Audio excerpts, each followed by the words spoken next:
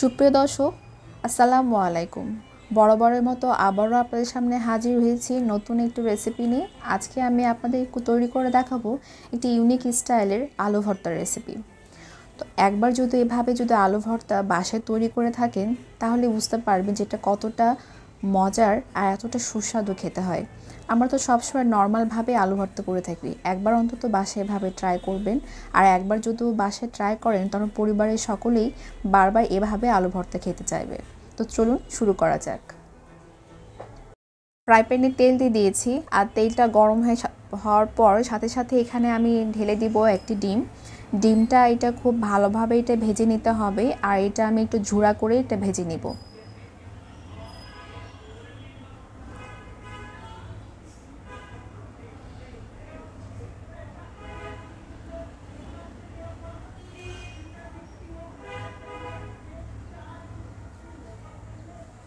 ডিমটা ভেজে নেওয়া হয়ে গেছে, দেখতে পাচ্ছেন। এখন আমি একটা প্লেটে ডিমগুলো সব উঠিয়ে নিব।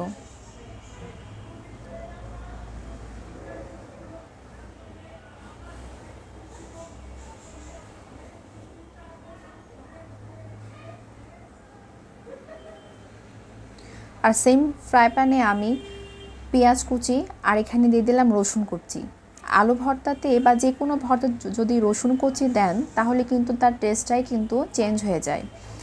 আর পেঁয়াজ কুচি আর রসুন কুচি দেওয়ার পর এখানে আমি সামান্য একটু তেল দিয়ে দিলাম, আর তেলটা অবশ্যই আমি এখানে সরিষার তেল এখানে ইউজ করেছি।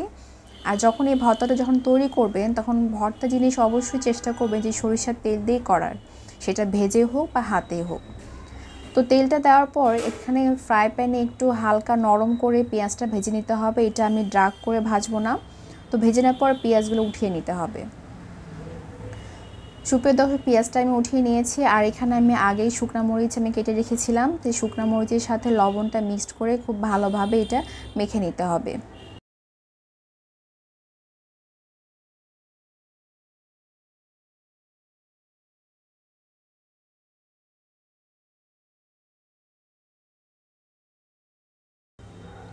মরিচটা খুব ভালোভাবে মেখে নেওয়া হয়ে গেছে। এখন আমি যে পেঁয়াজ আর রসুনটা ভেজে রেখেছিলাম, সেটা মরিচের সাথে মিক্সড করে নিব।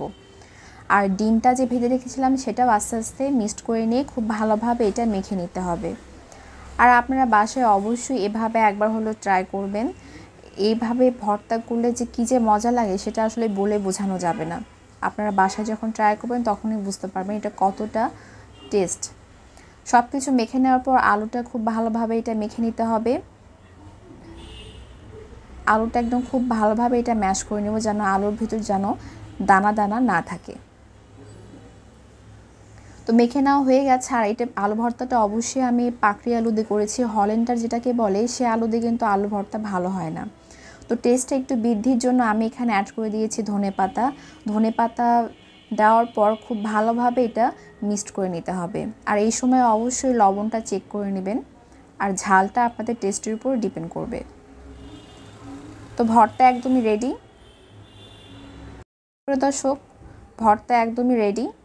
আর সামান্য একটু উপরে আমি সরিষার তেল দিয়ে দিলাম।